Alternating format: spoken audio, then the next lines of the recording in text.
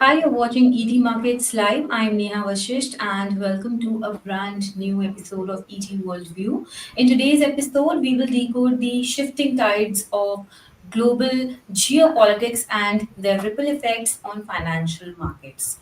Joining me today is Abhishek Banerjee, founder at Lotus Dew Wealth. Thank you so much, Abhishek, for joining us today on ET Markets Live. My pleasure and glad to be here and interact with your audience. Thank you for inviting me. So let's quickly start our session, Abhishek. Last month was marked by high volatility from a full-blown Middle East crisis and a potential blockade in the Strait of Hormuz that actually pushed the oil prices so high to positive developments like trade deals with China, the passage of US tax bill, and a ceasefire in the Middle East. Have global risks reduced meaningfully right now? And what, in your view, are the key risks that markets still need to watch out for? Yeah, I think last few months has been pretty tumultuous, right? Right from India, Pakistan, full-fledged conflict to escalating Middle East conflict, Iran's ability to actually do the blockade in Strait of Hormuz from where India procured 30-40% of its oil, to a point where basically the threat of Iranian conflict escalating to a full-blown Middle East conflict has been somewhat eradicated, right? But the focus has now shifted, right, back to Ukraine, back to China and Taiwan, and Yeah. so on. So I think the next big kind of uh, de-dampening of the risk would be if, for example, there's a truce in Gaza or there's a truce in Ukraine, and this will happen. I mean, I think there's momentum out towards finding these kind of truce deals. We already see that US has stopped supplying uh, weapons to Ukraine, and basically forcing their hand into kind of sort of a compromise with Russia, and so on. So this is one aspect, but there are also potential new fronts that can open up. For example, the trade conflict between Canada and US, leading to a full-fledged further escalation on trade front. Trump, it seems like many times that he's not serious, but he's serious. I mean, when he talks about Greenland being part of US, we don't know what the play there is, and China trying to portray that Taiwan is their territory. We don't know the play. So there are new fronts, that these fronts are visible fronts that can open up. But the main problem with risk is that uh, for things that you can foresee, there is some sort of repricing that's possible, but usually markets are surprised by risks that they did not foresee, and there could be things that we don't foresee right now. So as of now, yes, I think the risks have reduced, and I think there is more uh, momentum towards reduced risk exposure, which if you look at Indian VIX or volatility index today, it's around 12. It's a lot. 10 to 12 is considered to be low volatility environment. Below 10 is supposed to be something which is where you have the greed index going up, meaning that people are too complacent about potential risk and so on. So as of now, of course, risks have reduced. I think India is in a great spot. We are talking about India possibly closing a trade deal in a day or two before the 9th July deadline. And then basically we have very good Indian macro. We have certainty on trade deals, and what we can export more efficiently. And I think it's a very good base from here. All right. So, Abhishek, based on the current geopolitical landscape, how do you see its impact on India's macroeconomic fundamentals? And in this context, what's your outlook on the US dollar, gold, and bond yields? So the biggest risk for India still is because it imports most of its oil, and India is a very road transport driven last mile supply chain. Any spike in oil price is very bad for India because it directly impacts inflation, right? So hence the Middle East conflict and Strait of Hormuz was a big risk for India. That has abated, and in RBI has cut rates. The inflation is cooling off. It's very much under control. Uh, India is exporting more, so the current account deficit is stable and shrinking. So this puts India in very good state from a global macro standpoint. So what that also means is that the Indian rupee, which is at a historical all-time low, could further strengthen from here because you have inflows coming in from the exports like pharmaceuticals, phones, and so on. But you also have the pull factor where essentially lower inflation means that if there's further easing by RBI, so that can again deflate rupee. So in this two vectors, you really have to watch where rupee lands. My opinion here is that rupee will continue to strengthen from here because the trade deals will ensure more exports from India. The CAD will improve current account deficit. That is not so good for IT and pharma sectors because they would prefer a weaker rupee because they export in dollars, so they earn in rupees, and their costs are in rupees. So to that extent, except for financials and possibly domestic related businesses like EPC and manufacturing metals, as well as smaller companies, small caps, micro caps, the rest of the universe looks challenged on this view, given that the view is that Indian rupee will appreciate given the global macro, good global macro, right? So obviously, the trade ministries do not want this to happen. They will keep on pushing RBI to reconsider, but I think RBI has done more than enough for the short term. So in the short term, I think IT and pharma, the most of the service exports and low cost generic exports will remain challenged.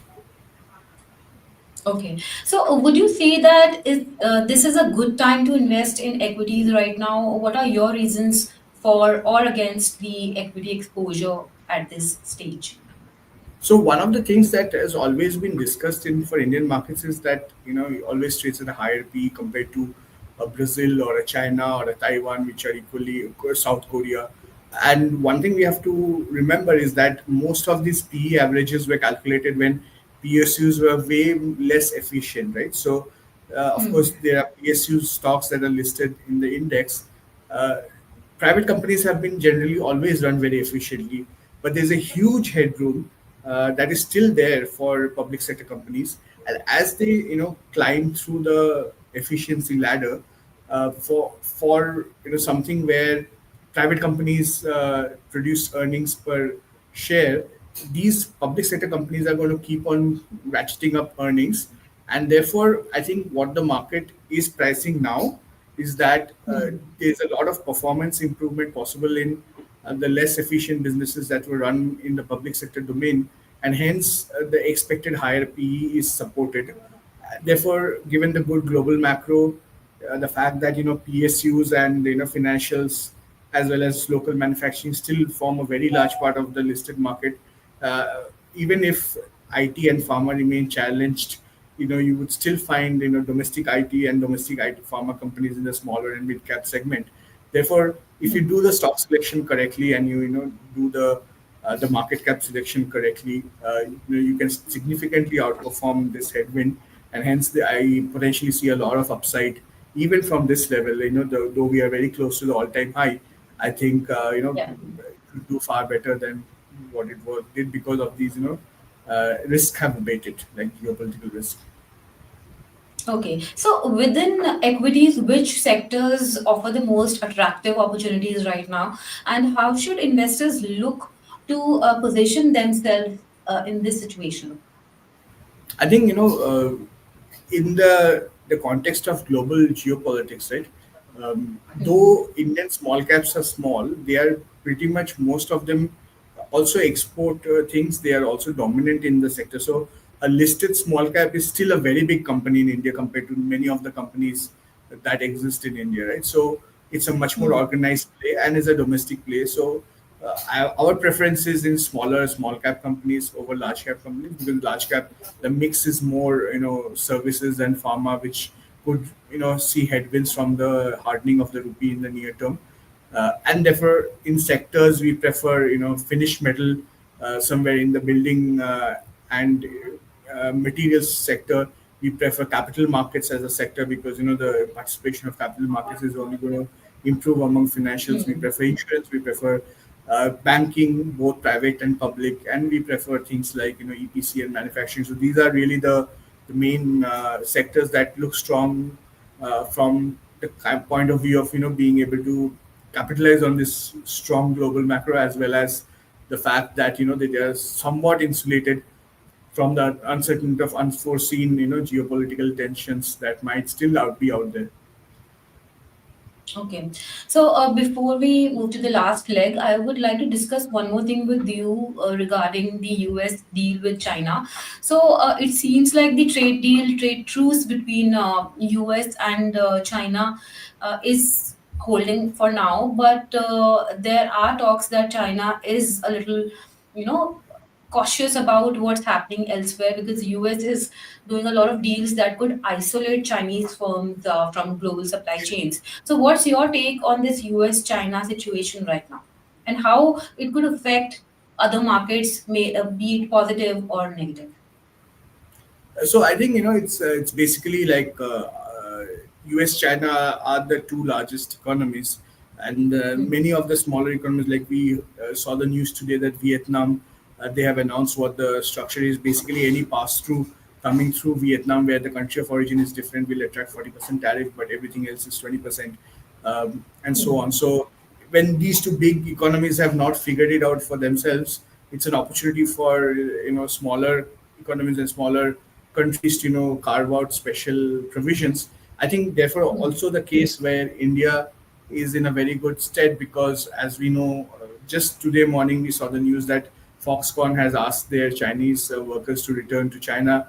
It is a precursor to where they see the manufacturing shift. So both for Foxconn and India and any kind of Chinese manufacturing base that has been set up in India, uh, we will continue to benefit from this conflict of these two economies. And essentially, the conflict is less of trade but more of ideology and dominance, right? Where India is still in the mode that we just want to grow our trade and we just want to be a wealthier and more prosperous developed country. That's the key focus. Versus for these two countries, it's more about who controls the center stage of geopolitics. So our interests are different, our strategies are different, and therefore our opportunities are far greater. All right. So before we close, where do you see the Nifty 50 by the end of the year, and what are the key drivers behind your projection?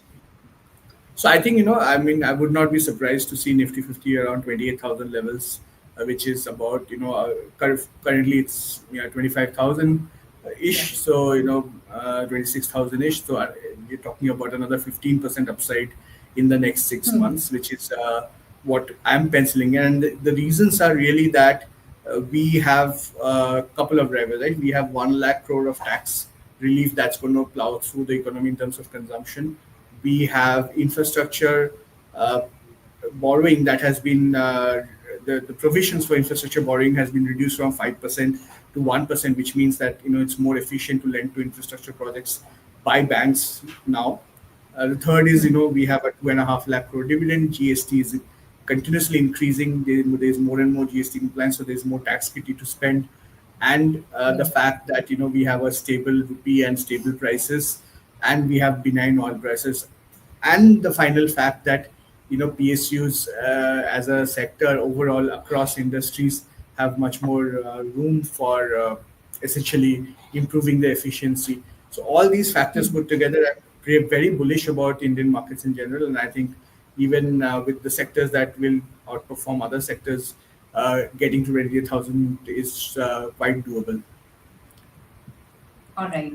Well, this marks the end of our segment for today. Thank you so much, Abhishek, for taking our time and joining us today on ET Markets Live.